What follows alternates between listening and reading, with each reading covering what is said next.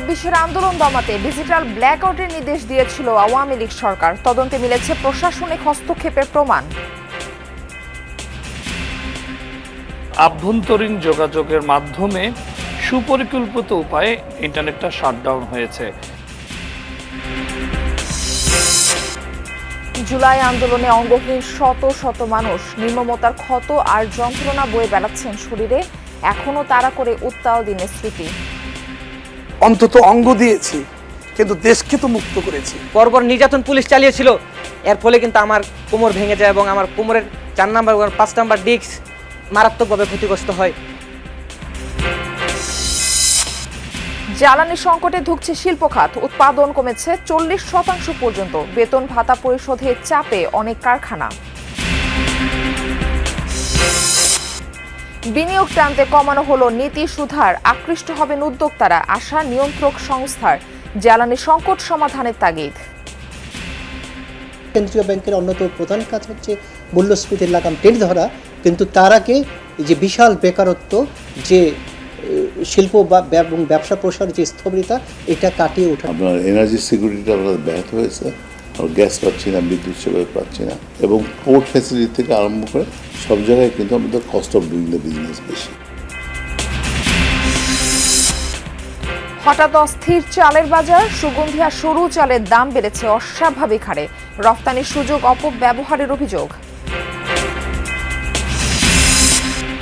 শেরপুরে 14 কোটি টাকার সার কালো বাজারে। ডিলারসহ 20 জনের বিরুদ্ধে মামলা। ফসল নিয়ে দুশ্চিন্তায় কৃষক। ভরা মৌসুমেও নেই কাঙ্ক্ষিত ইলিশের দেখা। সাগর থেকে খালি হাতে ফিরছেন জেলেরা। দক্ষিণের আড়তগুলোয় হাহাকার।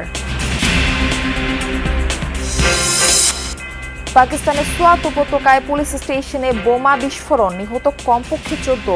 নিরাপত্তা বাহিনীর ধারণা আত্মঘাতী হামলা।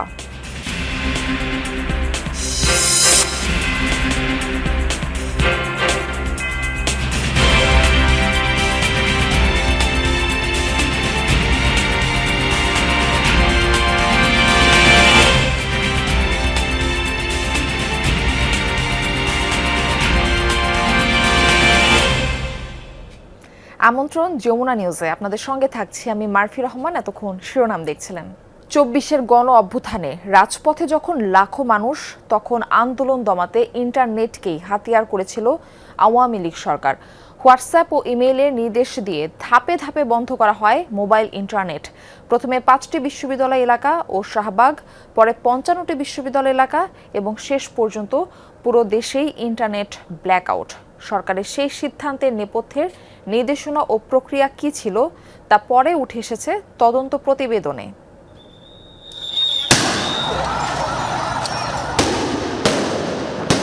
দেশজুড়ে ছাত্র জনতার আন্দোলন তুঙ্গে। এক পর্যায়ে সরকার আন্দোলন দমানোর কৌশল হিসেবে ইন্টারনেট বন্ধের সিদ্ধান্ত নেয়। কয়েক ধাপে চলে এই প্রক্রিয়া। হঠাৎ ইন্টারনেট বন্ধ হয়ে যাওয়ায় কে কোথায় কিভাবে আছে খোঁজ পাচ্ছিল না স্বজনেরা। তবে শেখ হাসিনা সরকারের আইসিটি প্রতিমন্ত্রীর বক্তব্য ছিল ভিন্ন। রাত 9টায় আমরা ইন্টারনেট বন্ধ করিনি, ইন্টারনেট বন্ধ হয়ে গেছে। এরপর অফলাইনে থাকা মানুষকে আর আটকে রাখা যায়নি। ইন্টারনেট যোগাযোগ বন্ধের ষড়যন্ত্রে আন্দোলন আরও তীব্র হয়। সরকারের দাবি ছিল রাজধানীর মহাখালীর খাজা টাওয়ারের আগুন এবং বিভিন্ন স্থানে ফাইবার অপটিক নেটওয়ার্কে নাশকতার কারণেই ইন্টারনেট সেবা বন্ধ হয়ে যায়। সেই ব্যাখ্যাও পরে প্রশ্নের মুখে। বাস্তবে কি হয়েছিল সেই ভবনে?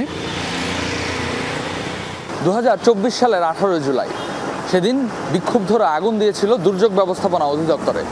তারপরেই সড়কে থাকা গাড়িগুলো পুড়ে যায় এবং সেই আগুনেই ক্ষতিগ্রস্ত হয় এই ইন্টারনেট কেবলগুলো। কিন্তু তার কারণে কি এই পুরো বাংলাদেশের ইন্টারনেট বন্ধ হয়ে যেতে পারে?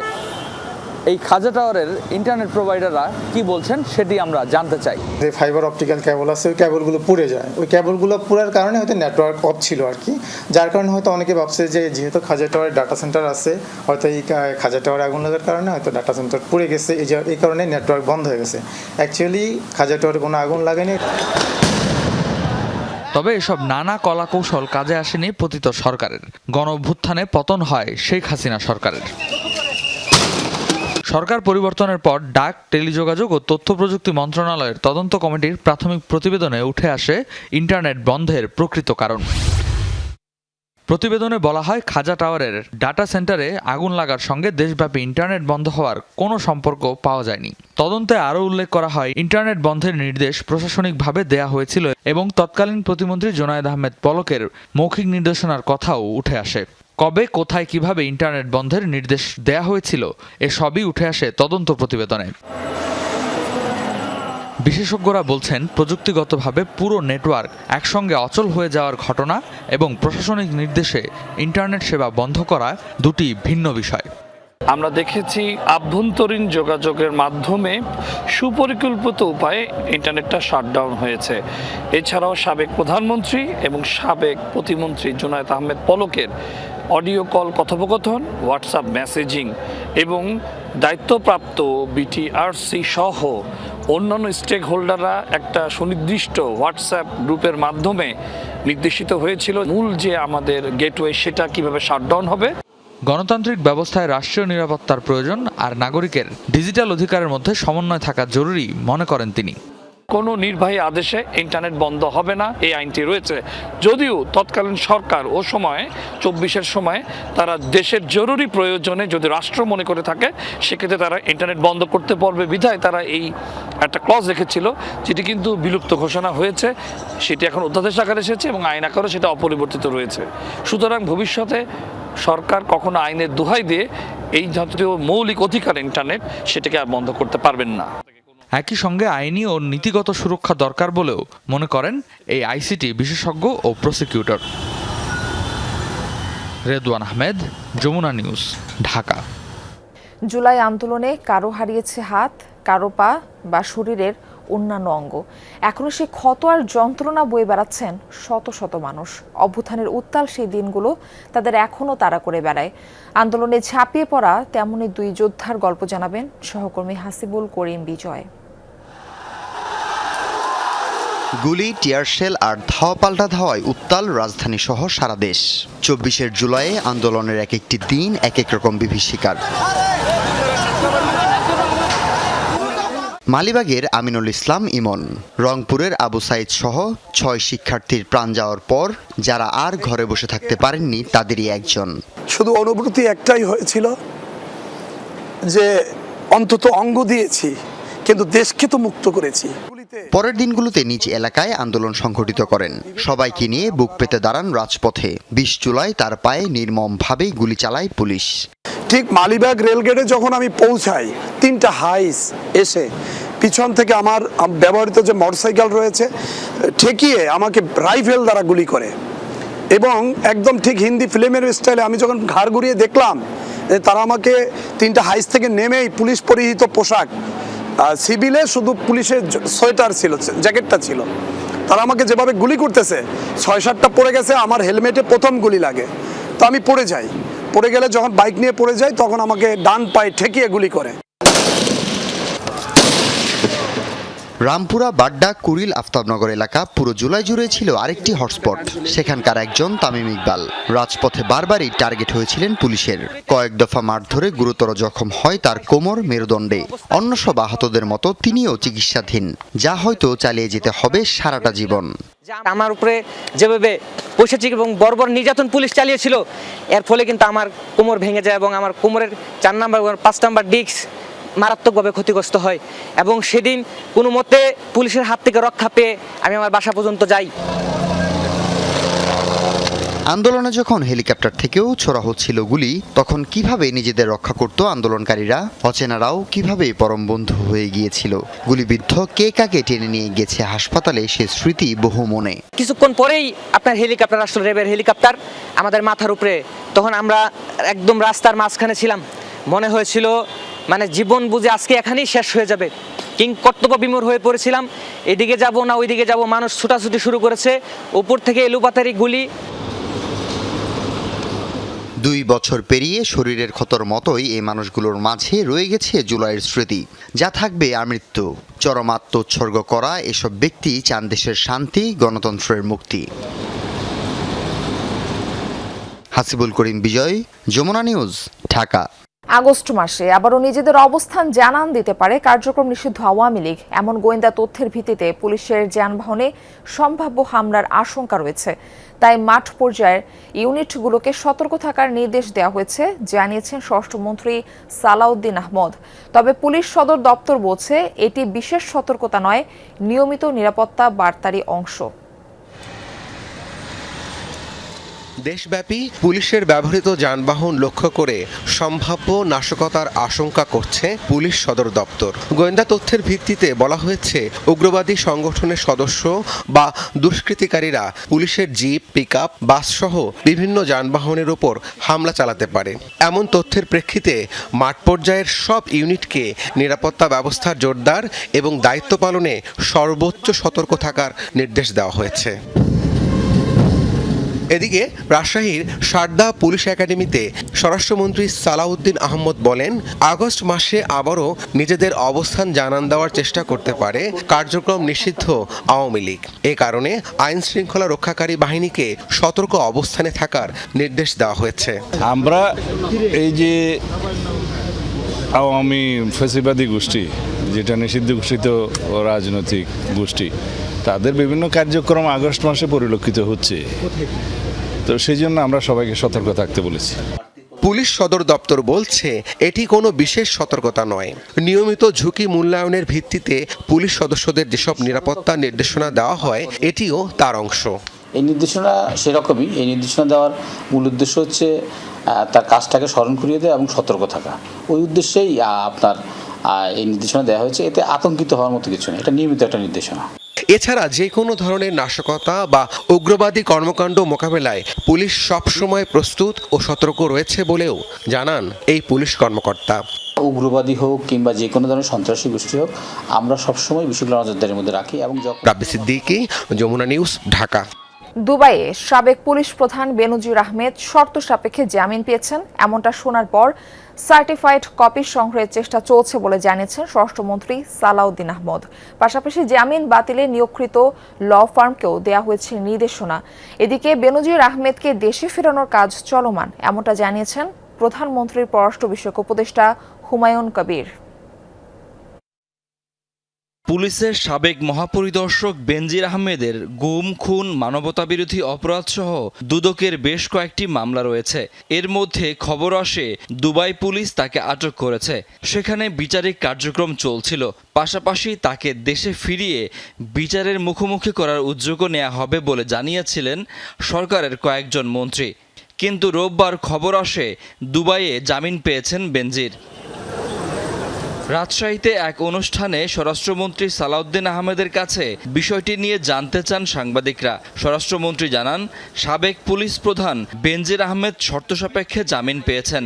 আদেশের সার্টিফাইড কপি সংগ্রহের চেষ্টা চলছে। আমরা ল ফার্ম নিয়োগ করেছি, কয়েকদিন আগেই ল ফার্ম নিয়োগ করেছি।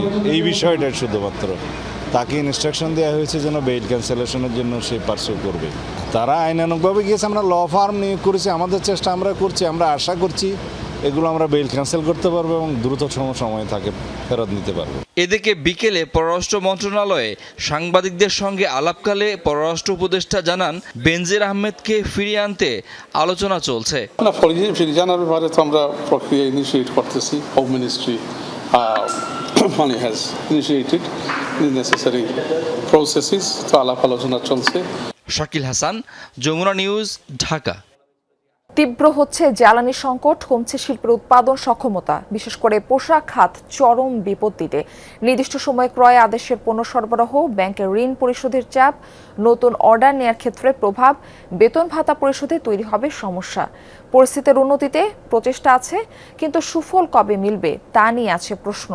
উদ্যোক্তারা বলছেন, গ্যাস বিদ্যুৎ সমস্যার কারণে 40% কমেছে উৎপাদন সক্ষমতা। এতে প্রতিযোগী দেশগুলোর সঙ্গে টিকে থাকা কঠিন। উৎপাদন ধরে রাখা গেলে স্বস্তিতে থাকে বিপুল সংখ্যক মানুষ, কারণ শিল্পের চাকা ঘুরলে নিশ্চিত হয় কর্মসংস্থান। এক্ষেত্রে নির্ভরতার নাম তৈরি পোশাক এবং বস্ত্র খাত। কিন্তু দীর্ঘ যাত্রার পর কিছুটা ক্লান্ত এই শিল্প খাত। বৈশ্বিক ও অভ্যন্তরীণ নানা সংকটে এই খাতের থমকে যাবার উপক্রম। সাম্প্রতিক তীব্র হয়েছে জ্বালানি সংকট, অর্থাৎ বিদ্যুৎ ও গ্যাসের দুষ্প্রাপ্যতায় উৎপাদন ধরে রাখাই কঠিন। 1 মাস ধরে চলা জ্বালানি সংকটে যেন কাহিল অবস্থা।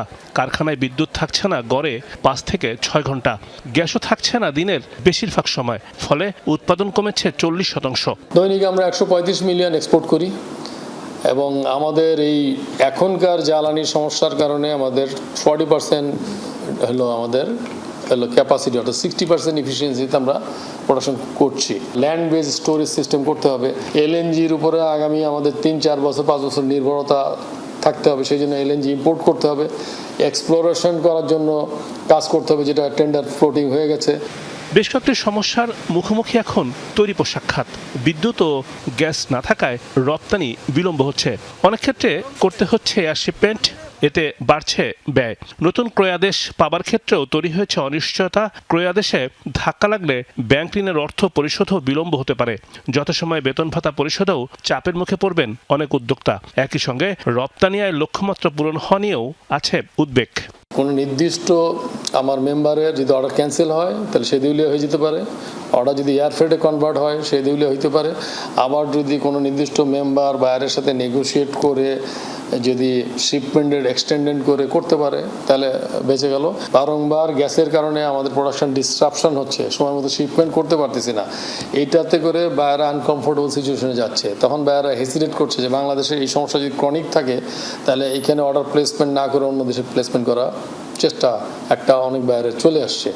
উৎপাদন ধরে রাখতে উদ্যোক্তাদের নানামুখী প্রচেষ্টা দৃশ্যমান। জোরতালি দিয়ে সংকটের এই সময় শেষ করার উদ্যোগ নিয়েছে বেশিরভাগ শিল্প মালিক, কিন্তু দীর্ঘ সময় এমন সংকটে টিকে থাকা কঠিন, কারণ সুবিধাজনক অবস্থানে এখন প্রতিযোগী দেশ। এয়ার শিপমেন্ট করা মানে হচ্ছে টোটাল ভ্যালুর 50 থেকে 60% নাই, আর যদি ডিসকাউন্ট করতে হয় মিনিমাম 25 থেকে 30% ডিসকাউন্ট করতে হবে। তার মানে দুইটাই আমাদের বিশাল একটা লস। তাহলে এই লসের দায়টা কে নিবে? এই মাসের বেতন দেওয়ার জন্য অগাস্ট মাসের প্রথম সপ্তাহে একটা সফট লোন যদি দেওয়ার ব্যবস্থা করে বাংলাদেশ ব্যাংক বা শিডিউল ব্যাংকগুলির মাধ্যমে, এটা বিশাল উপকার হবে রপ্তানিকারকদের জন্য, কারণ এই মাসের বিশাল একটা রপ্তানি কিন্তু গ্যাপ হয়ে যাচ্ছে আমাদের। শুধু পোশাক খাতি নয়, জ্বালানি সংকটে উৎপাদনমুখী বিভিন্ন খাতের এখন ত্রাহি দশা। কার্যকর পদক্ষেপ না নিলে তৈরি হতে পারে সামাজিক সংকট। Rimon Rahman, Jamuna news, Dhaka. Filling station, শিল্প খাতে গ্যাস সংকটের পাশাপাশি বাসাবাড়িতেও ভোগান্তি চরমে। এই ব্যাপারে আরো তথ্য জানাতে ফেনী থেকে আমাদের সঙ্গে যুক্ত হচ্ছেন সহকর্মী আরিফুর রহমান। আরিফ, এই যে গ্যাস সংকট বেশ কিছুদিন ধরে চলমান, এর প্রভাব তো গিয়ে পড়েছে বাসাবাড়ির রান্নাঘরেও। তো এই রান্নাবান্নায় কোনো বিকল্প ব্যবস্থা দেখছেন কিনা, এই বিষয়টা একটু জানাবেন। মারফি, ফেনীতে গ্যাস সংকট ছিল চরমে, কিন্তু গত শনিবার সন্ধ্যার পর থেকে একদমই গ্যাস সরবরাহ বন্ধ হয়ে গিয়েছে, যার কারণে পরিবহন শিল্পের পাশাপাশি হচ্ছে যে আবাসিক ভবনগুলো কিংবা আবাসিকের যে সকল গ্রাহক যারা আছে তারাও কিন্তু চরম ভোগান্তিতে পড়েছে। আমরা অনেক আবাসিক ভবনের যে সকল গ্রাহক যারা আছে তাদের সাথে কথা বলেছি। তারা যেটি জানিয়েছেন যে অনেকে মাটির চুলায় রান্না করছে, অনেকে বাইরে থেকে খাবার সংগ্রহ করে তারা খাচ্ছে, আবার হচ্ছে যে কেউ কেউ বলছে যে তারা সিলিন্ডারে রান্না করছে। তবে সিলিন্ডারে যে রান্না করছে সে সিলিন্ডারগুলো কিনতে গিয়ে তাদের বাড়তি টাকা গুনতে হচ্ছে। যদিও গতকালকে সরকার 1598 টাকা একটি দাম নির্ধারণ করে দিয়েছে, কিন্তু তার আগের থেকে মানুষ 1600, 1700, 1800 টাকা করে গ্যাস সিলিন্ডার কিনে তারা রান্নাবান্নার কাজ করছে। তবে যারা কিনতে পারছে কিনছে, অনেকে কিন্তু আমরা খবর নিয়ে যেটি জেনেছি অনেকে কিন্তু ভোগান্তিতে পড়তে হয়েছে। কারণ হচ্ছে যে অনেকে এই মুহূর্তে কেনার সামর্থ্য নেই, সেজন্য তারা কিনতে পারেনি, এরকম অনেকে বলছে। আবার অনেকে হচ্ছে যে মাটির চুলায় রান্না করতে হচ্ছে। এর বাইরে আমি যদি পরিবহনের কথা বলি, যে পরিবহনের একই অবস্থা। যে সকল সিএনজি চালিত অটো রিক্সাগুলো রয়েছে সে সকল সিএনজিগুলো বন্ধ রয়েছে। আমরা ফেনী শহর কিংবা আশপাশের যে সকল সড়কগুলো আছে প্রত্যেকটি মোড়ে মোড়ে মানুষদেরকে দেখতে পেয়েছি, তারা দাঁড়িয়ে আছে, কিন্তু যে তারা বন্ধ থাকার কারণে চালকরা যেরকম ভোগান্তিতে পড়েছে যাত্রীরাও সেরকম ভোগান্তিতে পড়েছে। মারফি, ধন্যবাদ আরিফ। অবশেষে সংকোচনমূলক মুদ্রানীতি থেকে কিছুটা সরেছে বাংলাদেশ ব্যাংক। কমানো হয়েছে নীতি সুধার। বিনিয়োগ ও কর্মসংস্থানে গতি ফেরাতে 0.50% কমিয়ে নীতি সুধার 9.5% নির্ধারণ করেছে বাংলাদেশ ব্যাংক।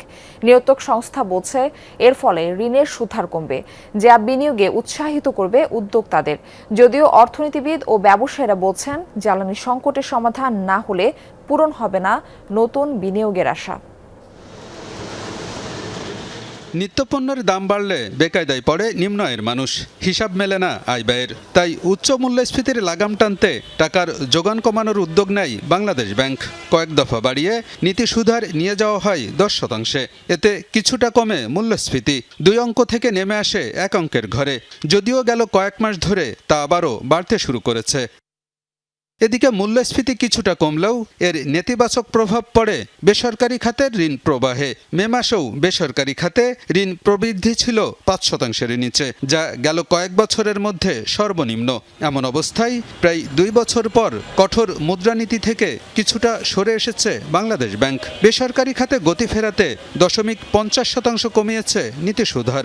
মূলত শিল্পায়ন, কর্মসংস্থান এবং ব্যবসা বাণিজ্যকে সম্প্রসারণ করা এবং এটাকে উৎসাহ দান। ব্যাংক ঋণে সুদের হার শিল্পায়নের ক্ষেত্রে এই মুহূর্তে একটা বড় বাধা।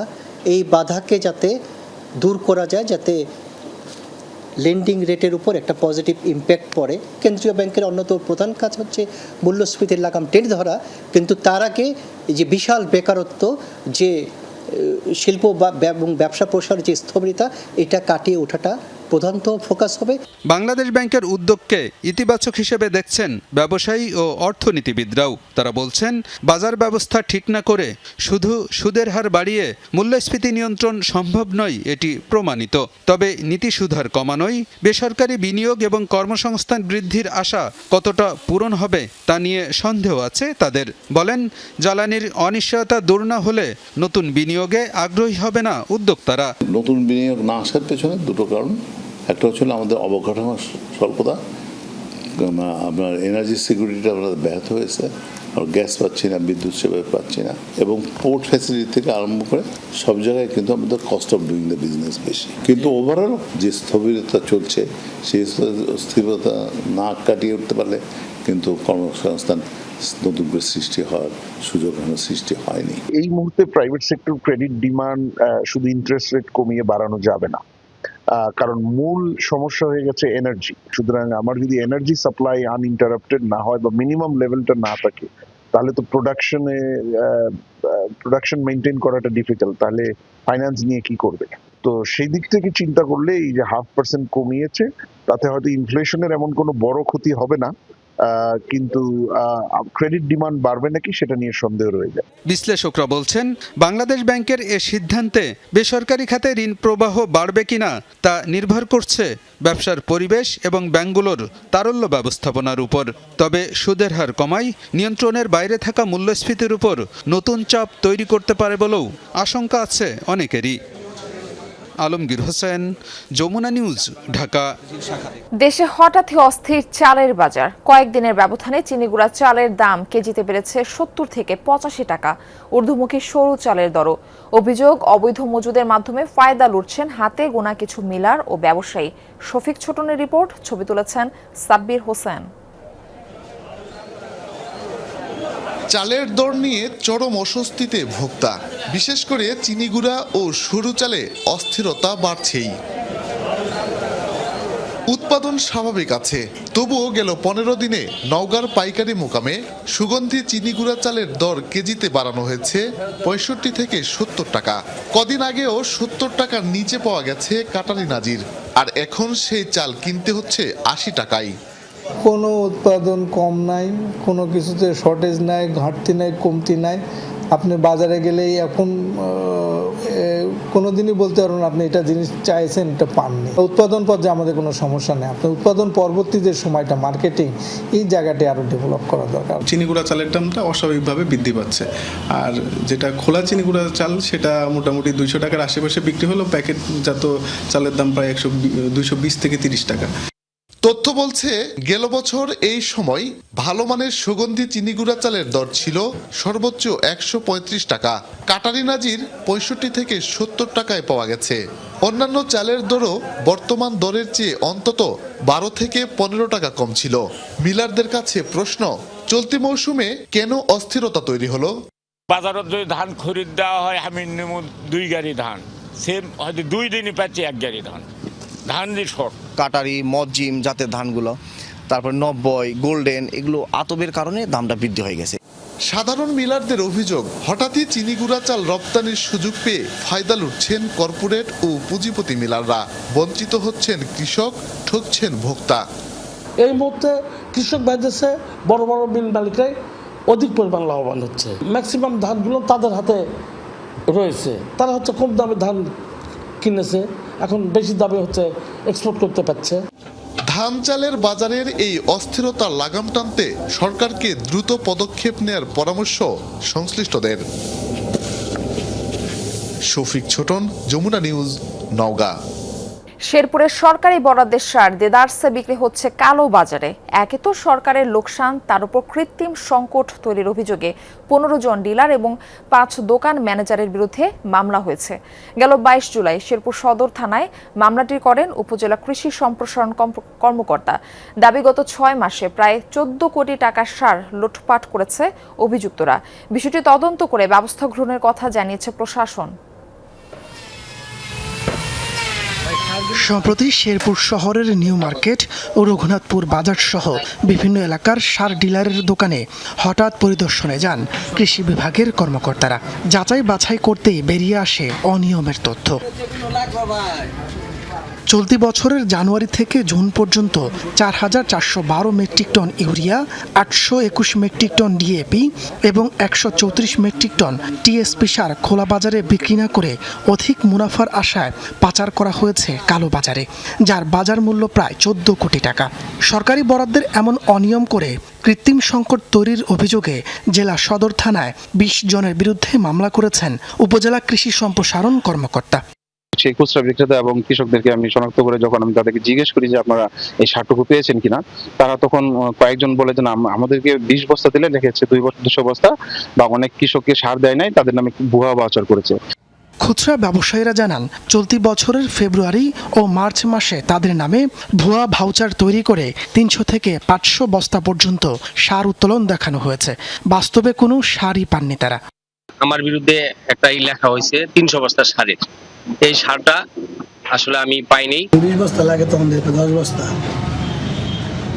ওই যে অর্ধেক করে ভাগ করে দেয়, রিকোয়েস্ট করে একজনের কাছ থেকে নিয়ে আরেকজনের কাছ থেকে নিয়ে এভাবে চালাই। মাঠে সারের এমন হাহাকার ও কালোবাজারের কারণে কাঙ্ক্ষিত ফসল উৎপাদন নিয়ে দুশ্চিন্তায় সাধারণ কৃষকরা। সার ইউরিয়া সার দেওয়ার সময় মতন চাইলে পাই না, দোকানে যাই দাম বেশি। আর পাচার না করতে 2 দিন পরে পরে সিন্ডিকেট করে দাম বাড়ে, অন্য জায়গায় সার পাচার করতে যাতে বিষয়টি যাতে সরকার একটু লক্ষ্য করে। তবে অভিযোগ অস্বীকার করেছে সার ডিলাররা। আর অভিযুক্ত মিল ট্রেডার্সের স্বত্বাধিকারী সংবাদ প্রচার না করার অনুরোধ জানান। এটা হয়রানিমূলক মামলা করছে আমাদেরকে, হ্যারাসমেন্ট করার লেগে। এটা এখন উজ্জ্বল এস্টাবলিশ করুন, কারণ আমাদের যে কেস কামারে যেটা আছে এটা একটা মীমাংসায় বসতেছি, যাতে ও কেসটাকে উড্র করে নেয়। প্রশাসনের কর্মকর্তারা বলছেন, কৃষি খাতের এমন অনিয়মের বিষয়টি গুরুত্বের সাথে তদন্ত করা হচ্ছে। মামলাটি এখন তদন্তনাধীন অবস্থায় আছে এবং তদন্ত শেষে জানা যাবে যে ওনাদের বিরুদ্ধে কি ব্যবস্থা নেওয়া হবে। তদন্ত কার্যক্রম অব্যাহত রেখেছি। এটার যে ওই ঘটনার সাথে যারা জড়িত আছে তাদের বিরুদ্ধে আমরা প্রয়োজনীয় পদক্ষেপ গ্রহণ করব। এসব ঘটনার মাঝেও 34 বস্তা সার পাচারকালে আটক করে এলাকাবাসী। দ্রুত তদন্ত শেষ করে জড়িতদের দৃশ্যমান শাস্তির আওতায় আনার দাবি স্থানীয়দের। তাপস সরকার, যমুনা নিউজ। বাংলাদেশের সম্ভাবনাময় প্রাকৃতিক সম্পদের ভান্ডার ভোলা, কিন্তু সেই সম্পদ ঘিরে এখনো গড়ে ওঠেনি প্রত্যাশিত শিল্পায়ন। কর্মসংস্থানের অভাবে জেলার হাজারো তরুণ তরুণী জীবিকার সন্ধানে পাড়ি জমাচ্ছেন দেশের বিভিন্ন প্রান্তে। স্থানীয়দের অভিযোগ, ভোলার গ্যাসে দেশের শিল্প চলে, অথচ জেলার মানুষই বেকার। তাদের দাবি, গ্যাস ভিত্তিক শিল্পায়নে বদলে দিতে পারে ভোলার অর্থনীতি। দ্বীপ জেলা ভোলা, বলা হয় কুইন আইল্যান্ড অব বাংলাদেশ। এই জেলাকে প্রকৃতি যেমন দিয়েছে বিস্তীর্ণ নদ নদী, দিয়েছে সবুজের সমারোহ, তেমনি মাটির নিচেও লুকিয়ে রেখেছে প্রাকৃতিক সম্পদ, গ্যাসের ভান্ডার। 90-এর দশকে বোরহানুদ্দিনের শাহবাজপুরে প্রথম গ্যাসের সন্ধান পাওয়া যায়। পরে আবিষ্কৃত হয় ভোলার নর্থ ও ইলিশা গ্যাস ক্ষেত্র। বর্তমানে 3টি ক্ষেত্রেই রয়েছে প্রায় 2 থেকে 3 ট্রিলিয়ন ঘনফুট গ্যাস। কিন্তু এত বড় সম্পদেও বদলে দিতে পারেনি ভোলার অর্থনীতির চিত্র। ক্রায়োজনিক ট্যাঙ্কে করে গ্যাস পৌঁছে যাচ্ছে দেশের বিভিন্ন শিল্পাঞ্চলে, অথচ গ্যাসের উৎপাদনস্থলে গড়ে ওঠেনি প্রয়োজনীয় শিল্প কলকারখানা। 3টি গ্যাস ক্ষেত্রে 9টি কূপ রয়েছে, সেখানে পর্যাপ্ত পরিমাণ গ্যাস রয়েছে। আপনারা জানেন বিগত সরকারগুলা সেভাবে গ্যাসকে ভোলায় কাজে লাগাতে পারে নাই। জুলাই আগস্ট গণ অভ্যুত্থানে আমরা যে আশা আকাঙ্ক্ষা নিয়ে সংগ্রাম করেছি, তার মধ্যে একটি উল্লেখযোগ্য আশা আকাঙ্ক্ষা ছিল যে আমাদের এই ভোলা জেলার যে আমূল প্রেক্ষাপট সেটা পরিবর্তন করা। বর্তমানে কয়েকটি শিল্প প্রতিষ্ঠান, বিদ্যুৎ কেন্দ্র, ফুয়েলিং স্টেশন এবং সীমিত সংখ্যক আবাসিক ও বাণিজ্যিক সংযোগে গ্যাস সরবরাহ হলেও তা কর্মস্থানের চাহিদার তুলনায় অপ্রতুল। ফলে কাজের খোঁজে প্রতিদিন ঢাকা, চট্টগ্রাম সহ দেশের বিভিন্ন জেলায় পাড়ি জমাচ্ছেন হাজারো তরুণ। আর যারা থেকে যাচ্ছেন তাদের বড় একটি অংশই বেকার। আমাদের মতো যারা আছে সাধারণত চাকরি পাচ্ছে না, তারা করতেছে যে ভোলার বাইরে গিয়ে চাকরি করতে হচ্ছে। প্রতিষ্ঠান বা কর্মসংস্থান তৈরি করা যায় তাহলে বেকার যুবকরা অনেক নিজেদেরকে একটা সুযোগ করে দিতে পারবে। এই বেকারত্ব অভিশাপ হয়ে দাঁড়াইছে এখন সমাজের জন্য একটা বিস্ফোরা, কেননা সমাজে এখন যত মাদকাসক্ত, যত অপরাধমূলক কাজ হচ্ছে বেকারত্বের কারণেই হচ্ছে। সুশীল সমাজ বলছে দীর্ঘ 18 বছর ধরে কর্মসংস্থানের সংকট এখন সামাজিক সমস্যায় রূপ নিয়েছে। বেকারত্ব বাড়ার সঙ্গে সঙ্গে বাড়ছে হতাশা, আর সেই সাথে যুক্ত হচ্ছে অপরাধ প্রবণতাও। ভোলায় যে গ্যাস রয়েছে সেই গ্যাস ভিত্তিক শিল্প কারখানা হচ্ছে না। যদি শিল্প কলকারখানা হতো তাহলে বেকারত্ব দূর হতো, অপরাধ প্রবণতা বেকার যুবকদের মাঝ থেকে কমে যেত। 20 লক্ষ লোকের মধ্যে কয়েক লক্ষ আছে বেকার। এই বেকারদের বেকারত্ব দূর করবার জন্য ভোলায় সরকারকে বিশেষ পদক্ষেপ নিতে হবে। ভোলায় গ্যাস ভিত্তিক কলকারখানা স্থাপনের জন্য বিনিয়োগকারীরা ভোলায় এসে কিভাবে সাফারার হয়েছে এবং তাদের কাছ থেকে বিভিন্ন চাঁদাবাজি মাধ্যমে তাদেরকে আটকিয়ে দেওয়া হয়েছে। এদিকে সরকারের সিদ্ধান্ত বাস্তবায়নে সব ধরনের প্রস্তুতি রয়েছে বলে জানিয়েছে জেলা প্রশাসক। কোনো ইন্ডাস্ট্রি এসে যদি আমাদের কাছে সাহায্য চায়, আমরা ডিপার্টমেন্টের যে সমন্বয়, সেই সমন্বয়ে আমরা জেলা প্রশাসন থেকে করে দিতে পারবো ইনশাআল্লাহ, এবং আমরা সর্বদা এটার জন্য প্রস্তুত আছি। বর্তমানে ভোলার গ্যাস ব্যবহার হচ্ছে 2টি বিদ্যুৎ কেন্দ্র, 7টি শিল্প প্রতিষ্ঠান এবং 2344টি আবাসিক সংযোগে। এছাড়াও যার একটি বড় অংশ Intraco fuelling station LPG, CNG আকারে সিলিন্ডারে করে পরিবহন করছে। শামস তাবরিজ উচ্ছ্বাস, যমুনা নিউজ। জুলাই থেকে অক্টোবর কাগজে কলমে ইলিশের ভরা মৌসুম। এর আগে কয়েক দফায় নদী ও সাগরে এই জাতীয় সম্পদ রক্ষায় থাকে সরকারি নিষেধাজ্ঞা। ড্রোন দিয়ে নজরদারি, অসাধু জেলেদের পেছনে মৎস্য বিভাগের দৌড়ঝাঁপ, আইন শৃঙ্খলা বাহিনীর দফায় দফায় তৎপরতা, সবই চলে ইলিশের উৎপাদন বাড়াতে। তবুও দক্ষিণাঞ্চলে জেলেদের জালে ধরা পড়ছে না রূপালী ইলিশ। বিস্তারিত কাউসার হোসেনের প্রতিবেদনে থাকছে। আড়িয়াল খাঁ নদের তীরের এই মাছ বাজার বসে সকাল 8টা থেকে 9টা পর্যন্ত। ঘণ্টাখানেকের এই বাজারে মাছ বিক্রি হয় নিলামে। ক্রেতা খুচরা ব্যবসায়ীরা, জেলেরা নদী থেকে মাছ ধরে সরাসরি বিক্রি করেন এই বাজারে। ইলিশের পরিমাণ কমতেই আছে, আর আজকে তো নাই, মাত্র 2 পিস ইলিশ উঠছে। ইলিশের ভরা মৌসুমে চিরচেনা সেই হাকডাক নেই দক্ষিণাঞ্চলের অন্যতম ইলিশ মোকাম বরিশাল নগরীর পোর্ট রোডে। বছর কয়েক আগেও এই সময়ে যে ইলিশ মোকামে তিল ধারণের ঠাঁই হতো না, সেখানে এখন পুরোই ভিন্ন চিত্র। বিভিন্ন মাছের মাঝে ইলিশ বিক্রি করছেন হাতে গোনা কয়েকজন। আকার ও ওজন ভেদে দাম 32,000 থেকে 1.25 লাখ টাকা মন।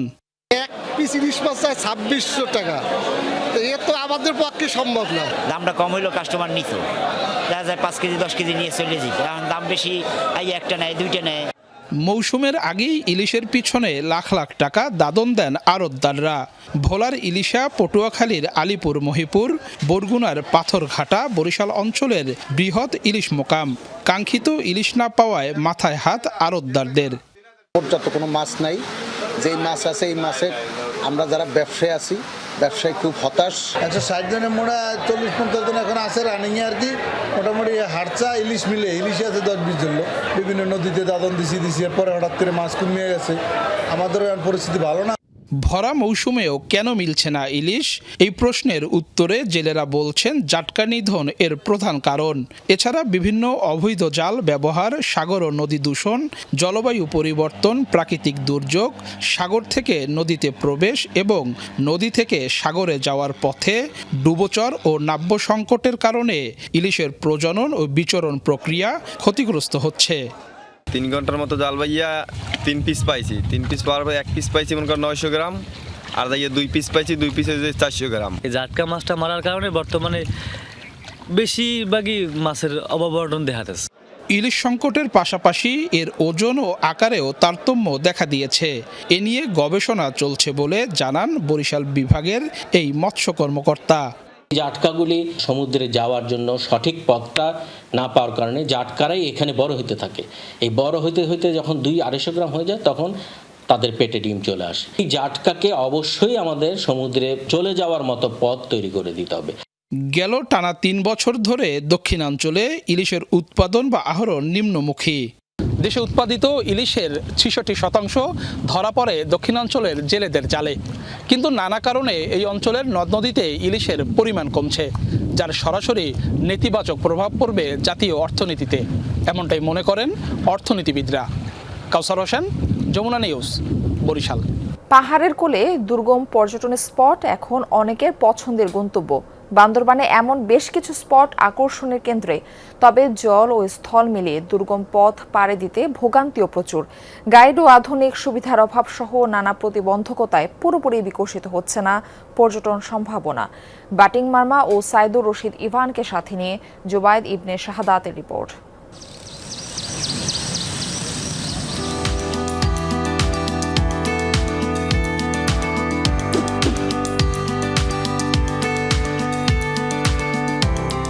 একসময় বান্দরবানে পর্যটক সমাগম হতো নীলগিরি, নীলাচল কিংবা মেঘলার মতো কয়েকটি স্পটে। তবে পাল্টেছে সেই চিত্র। অনেকটা দুর্গম তিন্দু, রাজাপাথর, রেমাক্রি ও নাফাখুম জলপ্রপাতও এখন জনপ্রিয় গন্তব্য।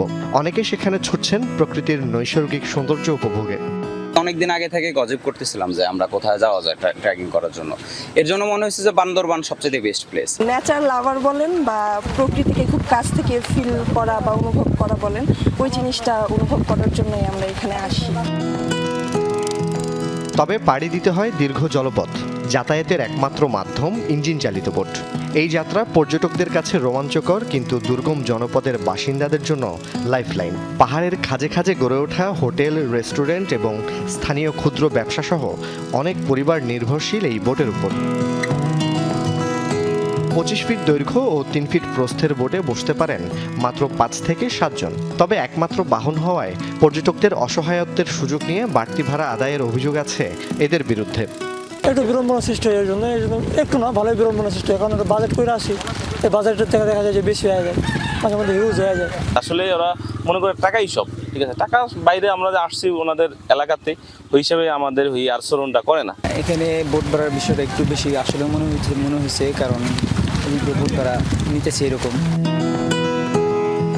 পাশাপাশি অভিজ্ঞ গাইডের অভাব, মোবাইল নেটওয়ার্ক না থাকা সহ বেশ কিছু প্রতিবন্ধকতার কারণে বিপাকে পড়েন পর্যটকরা। অভিযোগ জানাতে নেই কোনো হেল্প ডেস্ক।